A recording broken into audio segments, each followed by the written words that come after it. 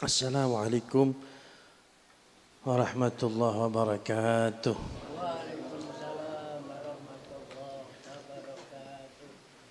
A'udzu billahi minasyaitonir rajim. Ala inna awliya Allahi la khaufun 'alaihim wa lahum yahzanun. Alladzina amanu wa kanu yattaqun. Wa qala Rasulullah sallallahu alaihi wa alihi wa sahbihi baraka wa sallama la yatakallam fil mahdi illa thalath Isa wa minha fi zaman Juraj kana yusalli فنادته أمه فقال أجيبها أو أصلي. الحديث. حبائبنا الكرام ومشايخنا الكرماء، para hadirin, para rawuh, para jamaah, para pecinta kekasih-kekasih Allah Subhanahu wa taala, di tempat yang insyaallah penuh barakah ini, rumahnya almarhum Al-Habib Hasan bin Abdul Qadir As-Saggaf, yang kita berada di dalamnya untuk mengenang kewafatan beliau, bukan untuk bersedih, bukan untuk berduka, tapi untuk mengambil pelajaran daripada kebaikan-kebaikan beliau selama kehidupannya. Untuk selanjutnya kita memohon kepada Allah semoga kita bisa meniru kebaikan-kebaikan tersebut dan semoga menjadi pertanda akan bukti cinta kita kepada wali-walinya Allah Subhanahu wa taala. Disebutkan oleh baginda besar Nabi Muhammad SAW, tidak ada bayi yang berbicara kecuali 3. Nabi sebut yang pertama Nabi Isa, yang kedua di zaman Juraj. Juraj ini para hadirin disebutkan oleh Nabi Muhammad SAW, beliau ini kerjaannya salat fi sauma'atih, di tempat khusus ibadah beliau. Suatu hari beliau dipanggil oleh ibunya, dan beliau berfikir sejenak, saya memenuhi panggilan ibu atau saya tetap salat? Dan ternyata Juraj melanjutkan salatnya. Bahkan riwayat lain menyebutkan ibunya sampai memanggil beberapa kali. Dan ternyata membuat ibunya marah. Dan ibunya berdoa, Allahumma la tumithu hatta turiyahu wujuhal mumisat. Ya Allah, jangan matikan Juraj sebelum kau perlihatkan kepadanya wajah-wajah wanita-wanita kupu-kupu malam. Kemudian Nabi melanjutkan hadis ini yang maknanya, datanglah hari yang Allah kabulkan doa ibunya tersebut. Seorang perempuan kupu-kupu malam mendatangi tempat ibadah Juraj dan mengajak untuk berbuat yang tidak senonoh. Tapi ternyata panggilan perempuan tersebut sedikit pun tidak dihiraukan oleh Juraj. Dan memang asalnya niat perempuan ini untuk niatan jelek, untuk menjatuhkan nama Juraj. Tak jauh dari tempat beribadahnya Juraj ada seorang penggembala hewan ternak. Dan itulah yang menjadi sasaran wanita kupu-kupu malam ini.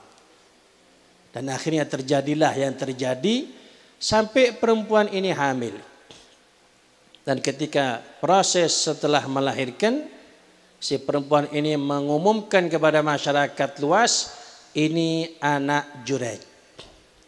Ini anaknya Jurayj. Di sini ulama mengatakan bahwa hadirin syariat dulu itu beda dengan syariat Nabi Muhammad SAW. Ini Jurayj hidup di sebelum Nabi Muhammad jauh. Kalau syariatnya Nabi Muhammad SAW, anak hasil hubungan zina itu tidak nasab ke ayahnya, ke ibunya. Tapi kalau syariat dulu, kalau ada perempuan datang bawa anak, ini perempuan mengatakan ini anaknya fulan, walaupun di luar hubungan nikah, jadi nasabnya ke dia, tidak boleh ditolak kecuali dia punya bukti yang kuat untuk menggagalkan tuduhan perempuan yang menuduh dia. Sehingga terjadilah kegaduhan yang sangat dahsyat, masyarakat merasa tertipu dengan penampilan Jurayj yang sehari-harinya ibadah, sholat, tak keluar dari tempat ibadahnya. Ternyata musang berbulu ayam, serigala berbulu domba. Ternyata penjahat. Marah masyarakat. Akhirnya dilabrak ini tempatnya Jurayj, dikeluarkan Jurayj, akan dihakimi, bahkan dihancurkan tempat beribadahnya. Ketika itu Nabi kemudian bercerita, fatawadda wa shalla. Jurayj mengambil air wudu dan Jurayj salat.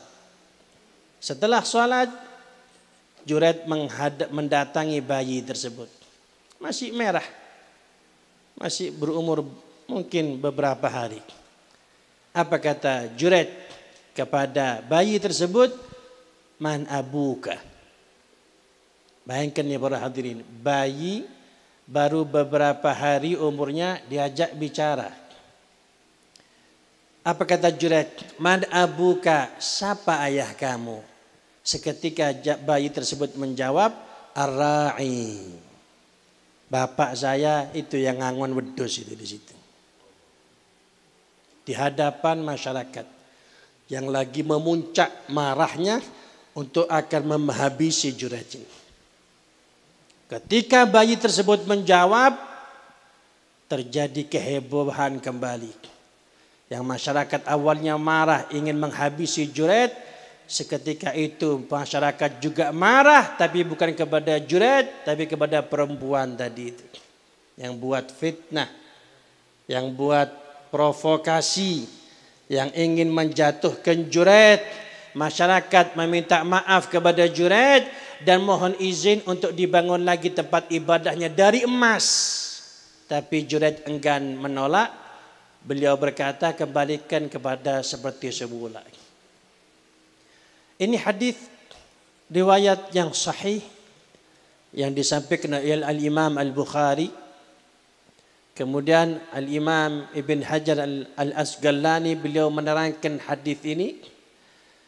Di antaranya banyak faedah kata beliau dalam hadis ini. Napa di antaranya perhatian barawah? Dalilun ala wujudil karamah li awliyaillah. Ini dalil yang menunjukkan kekasih-kekasih Allah itu punya karamah. Kekasih-kekasih Allah itu punya sesuatu yang di luar kebiasaan, yang memang Allah berikan kepada orang-orang yang dikehendaki oleh Allah karena kesalehannya, karena kebaikannya, karena ibadahnya. Napa dalam hadis ini Jurayj menunjukkan karamah yang Allah berikan, anak bayi yang masih merah baru umur beberapa hari bisa berbicara. Sehingga para hadirin, para jamaah yang dimuliakan Allah Subhanahu wa taala, saya panjenengan ini harus ada iman, harus ada percaya. Napa? Ada di antara hamba-hamba Allah ini kelasnya memang beda. Tak sama. Kalau kumpul berdua-duaan sama pesepak bola yang profesional, sama-sama duduk, kita sama duduknya. Makannya sama. Cuman ketika turun di lapangan kelihatan bedanya itu. Mana yang profesional, mana yang amatir. Yang profesional 45 menit 2 kali seger masih mainnya. Tapi yang amatir 10 menit mau semaput sudah. Sama-sama tidur, sama-sama makan, sama-sama minum, sama-sama berpakaian. Tapi ketika turun di medan ibadah, turun di medan kebaikan-kebaikan, kelihatan nanti. Mana yang kelasnya beda ini. Itu harus kita imani itu. Kemudian di antaranya juga mereka itu yang kelas-kelas tinggi itu ya punya perbedaan yang tidak sama yang kelas-kelas bawah. Itu apa di antaranya karomah itu. Mereka punya karomah. Sebagaimana pemain amatir ya beda dengan pemain profesional. Yang profesional gajinya setahun bisa 3 triliun. Yang main di Arab Saudi itu. Sudah disebut namanya ini hall ini. Mana paham semua sampean. Triliun. Yang main di Banyuwangi setahun tidak ketemu gajinya. Beda kelas. Beda level. Akui itu. Karena mengakui seperti itu adalah kemuliaan kata ulama. Walaupun belum jadi seperti mereka, tapi sudah ada di relnya mereka. Semoga keutamaan Allah mengalir kepadanya. Minimal Allah kumpulkan dengan mereka nanti di surganya Allah.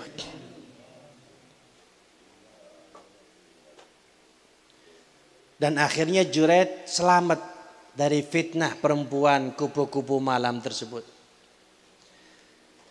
Juga Imam Ibn Hajar Al-Asqalani beliau menjelaskan hikmah di hadis ini. Apa kata beliau? Sahibus sidqi ma'allah la tadurruhul fitan. Orang yang sungguh-sungguh kepada Allah terkena ujian tapi selamat. Orang yang temenanan teng Gusti Allah. Orang yang menjadikan hidupnya betul-betul untuk cari ridha Allah Subhanahu wa taala. Betul-betul ingin tumut Kanjeng Nabi Muhammad sallallahu alaihi wasallam dengan cara mengikuti ajarannya para ulama, para aulia. Terkena fitnah nggih, tapi nanti diparingi selamat sama Allah. Ini jawaban buat kula panjenengan yang hidup di saat-saat seperti ini. Yang Nabi pernah bersabda, badiru bil a'mal fitanan ka qita'il lailil mudlim. Yusbihu ar-rajulu mu'minan wa yumsi bihi kafiran. Wa yumsi bihi mu'minan wa yusbihu bihi kafiran. Al-hadis. Cepat-cepat Nabi bilang, cepat-cepat beramal. Kenapa? Ada fitnah, ada ujian, ada tantangan. Dan Nabi bilang tantangannya, fitnahnya itu bertubi-tubi. Belum selesai datang lagi, belum selesai datang lagi, belum selesai datang lagi. Bertumpuk-tumpuk. Gimana caranya selamat? Maka bersungguh-sungguhlah kepada Allah. Yang temenanan, yang benar-benar kepada Allah.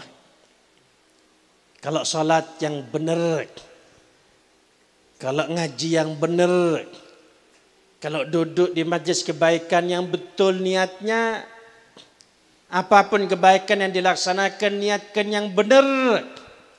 Tentunya kita minta pertolongan kepada Allah Subhanahu wa taala dan berusaha. Bagaimana Juraij? Beliau orang-orang yang sungguh-sungguh kepada Allah terkena fitnah. Tapi beliau diberikan selamat oleh Allah Subhanahu wa taala. Terbebas dari fitnah. Kalau mau cerita fitnah di zaman ini tidak akan selesai. Fitnah di ujian di keluarga kita, di masyarakat kita, di tempat pekerjaan kita, di mana-mana. Kalau mau dihitung banyak. Tidak selesai, mau ngitungnya tidak selesai.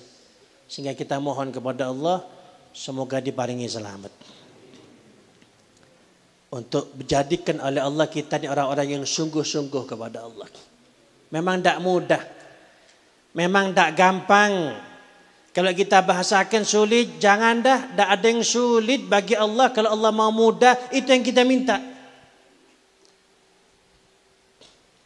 Kalau mau kita bahasakan repot, tapi kalau buat Allah yang repot, mau Allah buat mudah, semoga kita dapat kemudahan tersebut. Makanya para hadirin berawah, kita ini diajarkan oleh para guru kita, ulama kita, untuk dekat kepada orang-orang seperti Habib Hasan ini. Agar supaya selamat ini. Dekat sama Habib Saleh Tanggul. Dekat sama Ki Abdul Hamid Pasuruan. Dekat sama aulia-aulia ini. Sehingga doa yang diajarkan mereka kepada kita, yang terus kita baca, Rabbi fanfa'na bi barakatihim wahdinal husna bi hurmatihim wa amitna fi wa mu'afati minal fitani. Wah, Rabbi fanfa'na bi barakatihim, ya Allah berikan manfaat sebab berkah mereka. Wahdinal husna bi hurmatihim, ya Allah berikan kami petunjuk untuk mendapatkan kebaikan dengan kehormatan mereka. Ya Allah matikan kami di jalan mereka, ya Allah. Kita tidak sampai, tapi kita di belakangnya insya Allah. Kita sudah di jalurnya, kita sudah di lintasannya. Wa mu'afati minal fitani, selamatkan kami dari fitnah-fitnah ya Allah. Macam-macam sudah. Pusing kalau mau lihat itu pusing. Tapi kita kalau ngelihat Habib Hasan, kita dengar ceritanya waliullah, satu yang lain, itu penyujuk buat kita. Itu penggembira buat kita. Mereka pernah hidup di tempat yang kita hidup sekarang dan mereka selamat. Sehingga kita minta kepada Allah, semoga kita diselamatkan oleh Allah Subhanahu wa taala. Para hadirin, para jamaah yang dimuliakan Allah Subhanahu wa taala. Terakhir, Sayyidina Ahmad bin Hanbal. Beliau muridnya Al-Imam Asy-Syafi'i. Beliau pernah ditanya oleh muridnya, "Idzni, wahai guru nasihati saya." Apa kata beliau? Idza kana rizqu qad takaffalallahu bihi fahtimamuka limadha. Terakhir ini. Wa idza kana al-khalafu 'ala Allah haqqan fal-bukhlu limadha? Wa idza kanatil jannatu haqqan farrahatu limadha? Wa idza kanatin naru haqqan fal-ma'siyatu limadha? Apa kata beliau? Nasihat kepada murid beliau, dan semoga kita termasuk muridnya beliau juga. Kalau memang Allah sudah menjamin rezeki, kenapa kok masih bingung? Kenapa kok masih ada mencuri? Kenapa kok masih ada berjudi? Kenapa kok masih ada togel? Kenapa kok ditinggal Jumatannya untuk cari rezeki katanya? So niki ibadah golek rezeki. Engge, mantuni Jumatan yang wajib. Wa ma min dabbatin fil ardi illa 'ala Allahi rizquha. Yang melata di atas bumi sudah Allah tentukan rezekinya. Semut yang hitam di atas batu yang hitam, di tengah malam yang gelap gulita, sudah ada rezekinya. Napa malih kula panjenengan umat Kanjeng Nabi Muhammad SAW. Ini kita taruh di hati kita ini. Keyakinan seperti ini. Cuman jangan salah faham para jamaah terus dak megawe terus. Silo di musala muter tasbih mulai subuh sampai subuh. Rezeki sudah ditulis oleh Allah, dak kerja. Ini kalau ada Sayyidina Umar bin Khattab diambilkan pecut di penjalin ini. Inna sama la tumtir zahaban. Langit dak menurunkan emas. Adapun kerja itu ikhtiar kita, itu anjuran perintah lain itu. Nabi Muhammad dikasih menang sama Allah perang, tapi Nabi Muhammad angkat senjata, berjuang beliau. Nabi Muhammad bisa kan duduk sama sahabat minta sama Allah, ya Allah hancurkan ini ya Allah semuanya ya Allah musuh. Bisa, tapi Nabi Muhammad berjuang. Turun ke medan perang. Kita usaha. Tapi nanti hasil akhirnya minta sama Allah. Hati kita berkaitan kepada Allah, bahwasanya hasil akhir milik Allah Subhanahu wa taala. Terus yang kedua kata beliau, kalau memang Allah berjanji apa yang dinafkahkan itu diganti, kenapa kok masih ada bakhil, kok ada melit? Al-hasanatu bi asyri amthaliha ila 700 dhifin. Kebaikan dibalas minimal 10 kali lipat, bahkan sampai 700 kali lipat. Semoga panjenengan diparingi lancar rezekinya, sehingga nanti tanggal 10 Dzulhijjah nyembelih sapi semuanya atau kambing. Jangan sampai ayam luput itu. Tapi kalau tak mampu betul kepingin kurban, ayam sembelih pun tak apa-apa. Karena ada ulama yang mengatakan untuk yang tak mampu betul ayam tak apa-apa sembelih. Niat takbiran Allahu Akbar sembelih. Cuman dagingnya tak usah didom, tak usah ngisi-ngisi. Pangan dewek bain. Nabi SAW, para hadirin sering diperdengarkan di telinga kita cerita hidup beliau. Nabi itu kalau makan siang malam tidak makan. Kalau Nabi malam makan, besok tidak makan. Bahkan pernah 2 hari 3 hari biasa itu Nabi kan. Bahkan pernah riwayat dapurnya rumahnya Nabi 2 bulan tidak kelihatan asap. Ditanya sama sahabat-sahabat, istrinya ditanya, Siti Aisyah ditanya, makan apa Nabi sama keluarganya? Al-aswadain, air sama kurma. Tapi ternyata berhadirin berawah, setiap tanggal 10 Dzulhijjah Nabi menyembelih kabshain, amlahin, agranain, kambing yang besar, laki pejantannya bertanduk. 2 sembelih sama Nabi Muhammad sallallahu alaihi wa alihi wasallam. Bahkan beliau pernah bersabda dengan hadis dengan dawuh yang tegas, man atau maknanya siapa yang Allah berikan keluasan rezeki, falam yudhi, ternyata tak kurban, fala yaqrabanna musallana, jangan parak-parak tempat salat kami, sabda Nabi Muhammad SAW. Ini hadis kita kondisikan kepada kondisi kita masing-masing. Yang tahu keadaan kita masing-masing kita. Yang tahu keadaan saya, saya. Yang tahu keadaan panjenengan, panjenengan.